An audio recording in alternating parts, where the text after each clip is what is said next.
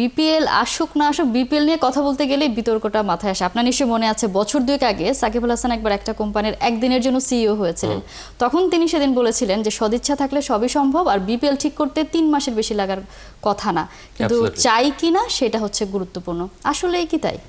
Definitely আপনার আন্তরিকতার ব্যাপারটা হচ্ছে যে আপনি কতটা পেশাদারিত্বের সঙ্গে বিষয়টাকে আপনি নিচ্ছেন এবং সেটাকে রান করতে চান। আপনার একটা হচ্ছে যে ইসমাইল হায়দার মল্লিক একটা কথা বলতেন, এখান থেকে আমরা এই টুর্নামেন্টটাকে পেশাদারিত্বের জায়গায় নিতে চাই না, এটাকে আমরা পাইপলাইন হিসেবে ব্যবহার করতে চাই।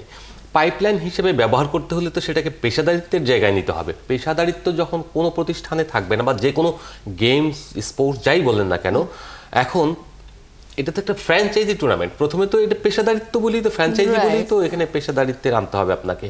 আর এটা বাণিজ্যিক দিকটা যখন থাকবে তখন কম্পিটিটিভনেসটাও বেড়ে যাবে এবং দেশি বিদেশি প্লেয়াররা খেলে, এখানে সব মিলিয়ে যে কম্পিটিশনটা আসে সেই জন্য এই জায়গাটায় সর্বোচ্চ ফোকাস দেওয়া উচিত। এবং এখানে যতটা আপনার এই ইনভলভমেন্ট থেকে এবং প্রয়োজন বোধে বিদেশি কোনো এজেন্ট যেটা এখন করতে যাচ্ছে তাদেরকে দিয়ে হলে এটা মার্কেটিং প্লাস অন্য যেসব রেভিনিউ ভায়াবেল করা যায়, সেই জায়গায় আপনি যদি রেভিনিউ শেয়ারিং প্রসেসটা যদি ঠিকমতো করা যায়, যেটা ফারুক সাহেব রেভিনিউ তো হলে তারপর শেয়ার, মানে যদি সেটা হয়